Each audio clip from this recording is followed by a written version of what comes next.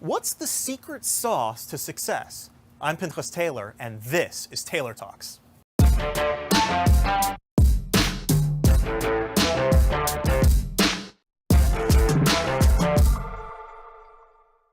Welcome to a very special interview and presentation with our good friend Sean Kanan, who was once known as karate's bad boy, and in Karate Kid Part 3 is also well known from starring in many soap operas and daytime television. And so welcome, Sean, to the show, and we're happy to have you here. Thank you, Rabbi. It's really a pleasure to be here with you. Awesome. So a lot of us know you and remember you as karate's bad boy. I know personally I was scared of you. And then when we had met, you said, you kind of laughed it off. You said, "No, I'm just a regular bar mitzvah bacher." And so I wanted you to kind of like give us a brief background on your life, on your growing up, and bring us to the present day before we get into some of the stuff that you're doing today. Sure. Okay. So I was born in Cleveland, Ohio. I left when I was 5, not by myself. I went with my parents. And I grew up in Western Pennsylvania in a small town of about 25,000 people called Newcastle, Pennsylvania. We lived out in the township, but we're about maybe a 5-minute drive from the Amish Dutch people. So it was not at all unusual to see, somebody driving in a horse and buggy. It almost to the point where, you'd look and say, "Oh, look, there's a horse and buggy," but it was pretty frequent. I was one of probably 5 Jewish kids when I was going to elementary school and junior high school. That was tough. I think when I was younger, I was bullied a lot, and it had a profound effect on me in a lot of ways. As I got older, around 13 years old, I started studying martial arts, and that had a very dramatic effect on me. Gave me a lot of self-confidence. It showed me that I was good at something, and I didn't know it at the time, but it ultimately helped prepare me for the role that would effectively change the trajectory of my career, which was when I was in the Karate Kid 3. Went away to boarding school for my junior and senior years. So I had 2 years of public high school and 2 years of very shishi sleepaway school. And that was really interesting for me because, sometimes when you're in the middle of an experience like that, I didn't really realize all of the benefits that it was affording me. I was sent away to boarding school, and I had a lot of resentment because I was sent away, and it was difficult, and it was lonely. But in retrospect, I got a very good education, but it also exposed me to a very multinational, diversity-based population in the school. I mean, I went to school with kids that were from the ruling families of Kuwait and Saudi Arabia, wealthy Mexican kids, inner city kids that were there on scholarship. So it really, it crossed all social, ethnic, all different lines. At a very young age, I was exposed to a lot of very different people that sometimes people don't get exposed to until they get a little older and out into the world. So that was really great. And in addition to that, I had the chance to go down to Rio de Janeiro when I was 15, and that was a pretty life-changing experience too. I told my father that I decided I wanted to go to the Federal University of Rio de Janeiro, and he said, "Get your ass back in a plane now." He said, "You were not going to just beach bum around in Rio." I figured I'd float it up the flagpole and see if I went to college in Boston. I went to Boston University, which was really terrific. I look back again and I think of some of the things I wish I had done there. One of which was that Elie Wiesel was a teacher there, and I wasn't able to get into his class. But imagine if I had been able to do that, that would have been pretty wonderful. I did get to study with Howard Zinn, which was interesting. If anyone knows who Howard Zinn is, he wrote this really interesting book called A People's History of the United States.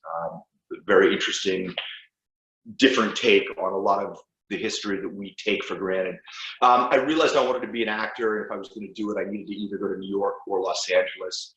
Like I joked with you on the phone, I figured it was easier to be broke where the sun was out. So I moved to Los Angeles in 1987. I enrolled at UCLA and ultimately finished my political science degree there while simultaneously beginning my acting career. And that pretty much is how that all started. Okay, cool.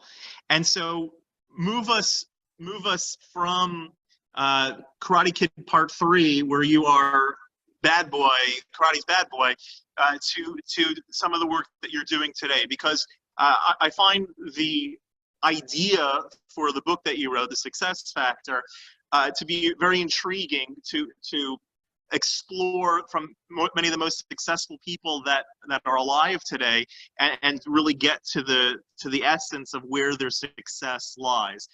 And you've explored that there's sort of like a special sauce. What was the inspiration to write this book, and what were some of your discoveries that you found in speaking to these people?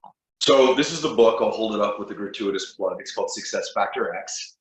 And about 15 years ago, I had been asked to be in a book called American Pride, which was compiled by a woman named Jill Lieberman, who actually probably doesn't live that far from you in Florida. It's really a book that had a lot of really kind of incredible people in it, and they were all giving their thoughts about, you know, what it is for them to be an American. And she graciously asked me to be a part of it. So Jill called me years later, like 14, 15 years later. I hadn't spoken to her in a really long time. She just ostensibly called me to wish me a happy birthday. And we got into this long conversation, and I pitched her this idea for what later became Success Factor X. And what we did was we went out to 50 outstanding individuals in all different fields. And we said, would you please write us an organic submission about what success means to you? What advice you have about success? And we got just an incredible response. People like Mark Cuban, Anthony Robbins, Daryl McDaniels, the founding member of Run DMC, gold medal athletes, baseball players, football players, business titans, just a really interesting group of people that, well, on the surface, they all share success as a common denominator. None of these people, to an individual, describes their success in monetary terms, in terms of kind of what they've accomplished and what they've done. What's really interesting is, again, almost to an individual, they describe it in terms of their ability to help others, to, you know, lead their best life. I'm a firm believer that everybody, all of us, no matter who you are, has a masterpiece within yourself. And that masterpiece is effectively your most authentic life. And in living that life, you're going to share a gift with the rest of the world. And for me, that's really what it's about. You know, for me, it's my acting, my writing.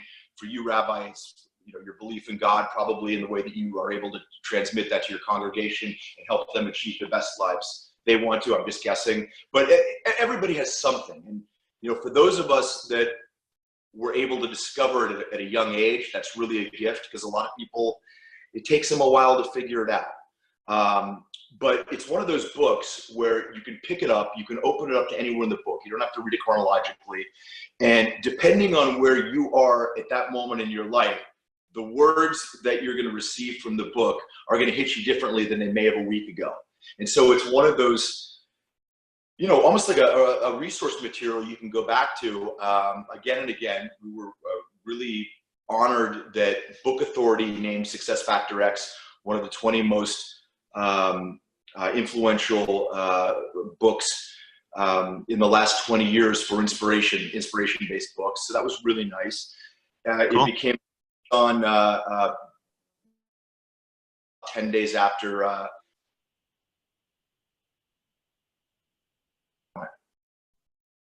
Very nice. No, that's really cool. So after talking to all of these people. You mentioned Mark Cuban and a whole slew of other people that are successful in many areas of their own careers and their own life, and their own, making, like as you said, making the best version of themselves. Right. So what would you call the secret sauce after all that exploration, after writing the book and putting pen to paper?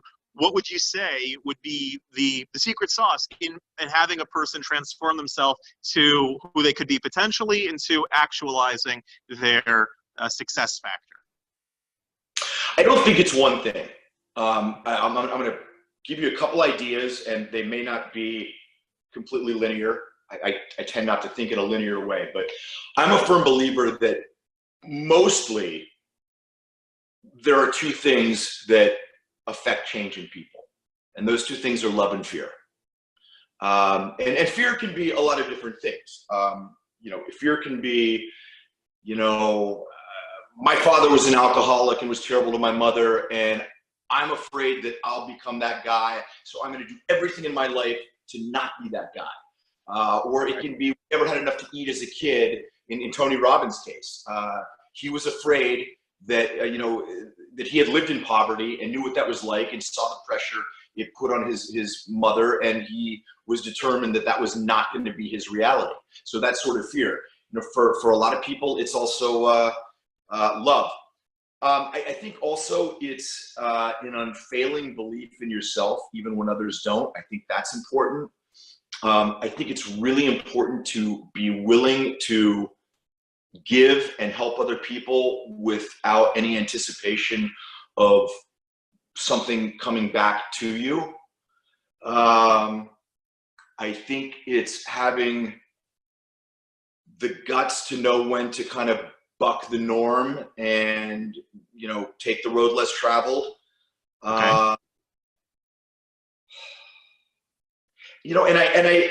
And I guess also, I think it's having a deep-seated belief, in my case at least, that I'm here for a reason. There's a purpose for my being here, and I hope that my interpretation of what that is in line with God's, and that I'm able to best transmit that to the people that I come in contact with, and also realizing that I make tremendous mistakes pretty much on a daily basis, and you got to pick yourself up and dust yourself off and keep going. And we have my martial arts teacher used to have a saying, and he'd say, get knocked down 7 times, get up 8. And you have to realize that the path to success is very rarely a direct vertical ascension.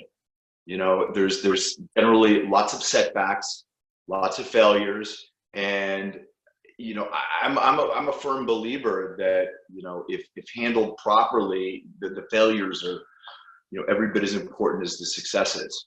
And I'd say my last thing is I'm kind of a big proponent to quote to a martial artist and a boxer. Mike Tyson used to always say, everybody's got a plan or they get punched in the face. And what I take from that is what Bruce Lee said, which is like, be like water. Water can be hard like ice, or it can go through the flow, and you have to learn to kind of be flexible and malleable, and understand that life throws curveballs at you, and you got to be able to adapt and overcome. So those are my tips for success. Oh, one last one. I'm sorry, I know I've talked a bunch, but my grandfather used to always say this, and it's true, I believe. He said, advice is free. Listen to it. You don't have to take it. You don't have to agree with it. And sometimes when somebody gives you advice, it's not the advice itself that's important in the sense that it's going to help you, but it tells you something about that. You learn something about that person, whether it be something positive or negative. So he used to always say to me, when you're able, learn to shut up and just listen sometimes. Okay, no, I like a lot of those conclusions. It sounds, from what I'm understanding, it sounds like the secret sauce is basically getting the focus off of yourself and being mission focused. The things that you mentioned about that they define success as being able to help others and give back, and not only give back, but be able to do so in a way that they never expected to have anything in return. It's to listen to mentors and to advice, again, because it's not about me and me being right and me being the one to make the decisions and whatnot. It's about the mission, and any source that is going to help me to facilitate that mission is worthwhile in listening. So it sounds that the more we focus on the me, the shakier the success is. But when it's mission driven, when it's about what my role is in the world, you had mentioned that you hope that the way that you're defining your purpose in life is in line with what God had sort of envisioned for you. And I think as long as a person is focused on the mission, then that will be productive in them achieving their own version of success. Again, each person's success is defined differently because we're all different people. And one of the things that I find really interesting is that there are a few ways that Jewish tradition teaches that a person maximizes, I don't want to say the success, but gets in touch with their purpose. How do you find your individual purpose? We all have a collective purpose, and that collective purpose is to bring godliness into the world, meaning to light up the world, to that wherever you go, it should be imbued with a godly spirit, a good spirit, that each person personalizes that and implements that in a very different way. Some people do it through singing, some through writing, some through teaching. There's really an infinite amount of ways that you personally can do that. So some of the ways that the first ways that Torah tradition teaches is that you got to look at your passions and you got to look at your talents. Where are you passionate in your own life? Why would you wake up in the morning, and what gets you going? What are your talents? What are your unique past experiences that have shaped you and given you sort of an edge over others? Right. And the last one would be, what situation do you currently find yourself in? It's not by happenstance that a person finds themselves living in the city that they're living in, born to the family that they were born to, in the time in which they were born to. Everything was given to you with a reason, with a purpose. And if you hone in on those particular aspects for your personal mission, you'll be able to fulfill in your personal way the divine mission, the overall divine mission of making the world into a godly place. So I wonder, in your life and in all of these people that we've spoken about and that we talked about on the phone the other day, there are so many ways in which success can be defined in a person's life. A person can be very successful in one aspect of their life and extremely unsuccessful in another aspect of their life. They can be very successful financially, not so successful health-wise, not so successful emotionally.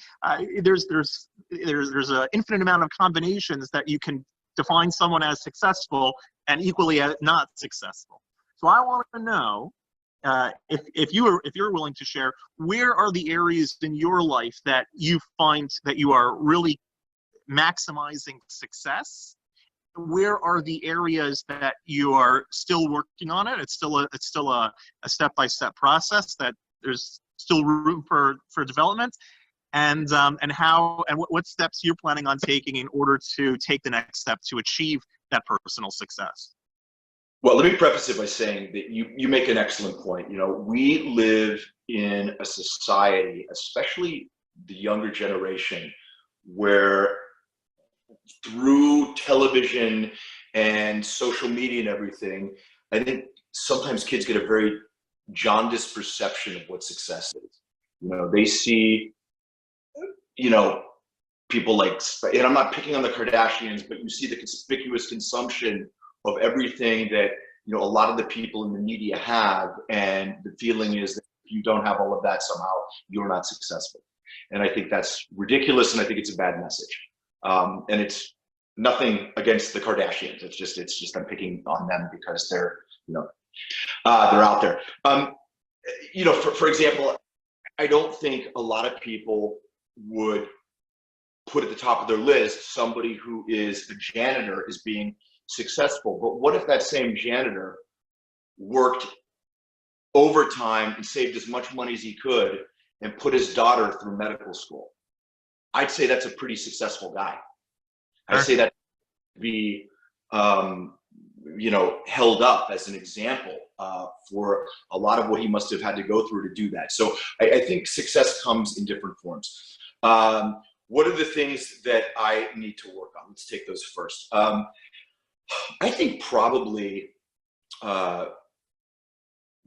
definitely being a better listener, listening more, speaking less is something that I try to work on.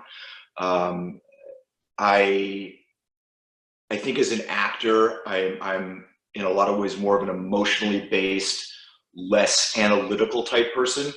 I think a lot of people that sort of gravitate towards the arts are that way. One of the consequences of that, at least for me, is I sometimes have to, struggle to keep my emotions in check.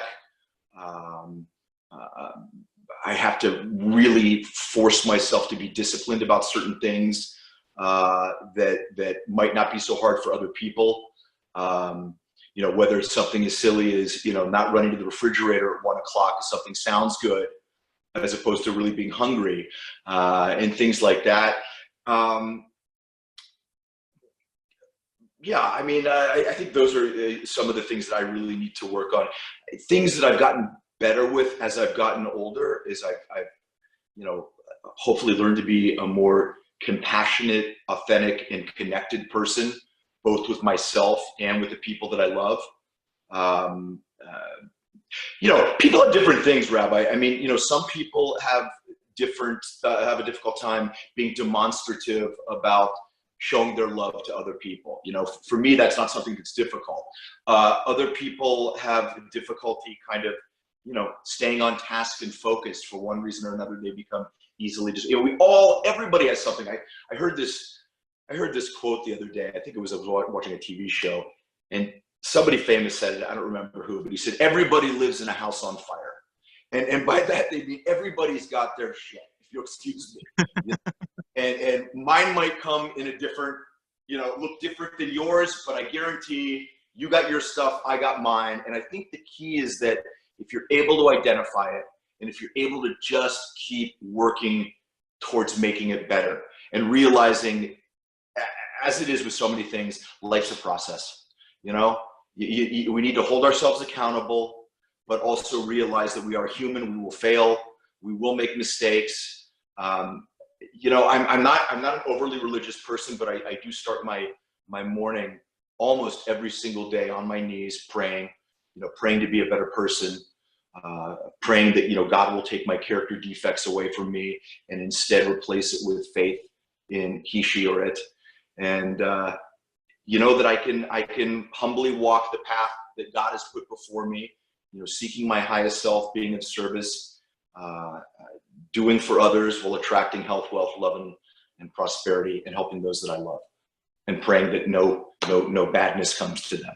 That's kind of my spiel about what gets my day started. And it at least gets my mind thinking the right way for that moment. So. I hear. No, those are definitely good ways to start your day. And the truth of the matter is, the bridge between your own personal life mission with the collective world life mission begins with recognizing God's role in that, both on a personal level and on a global level. And sometimes just the translation of bringing the personal level to the global level is where where some of the confusion lies. So what it sounds like is that you're off to a really good start, particularly in your spiritual life, but perhaps a little further discussion with a rabbi, maybe studying with a rabbi, maybe over Zoom in a private meeting that's not recorded, would be something beneficial to increase the success factor in the spiritual realm for Sean, and then helping that go from a personal level to a communal and global level as well.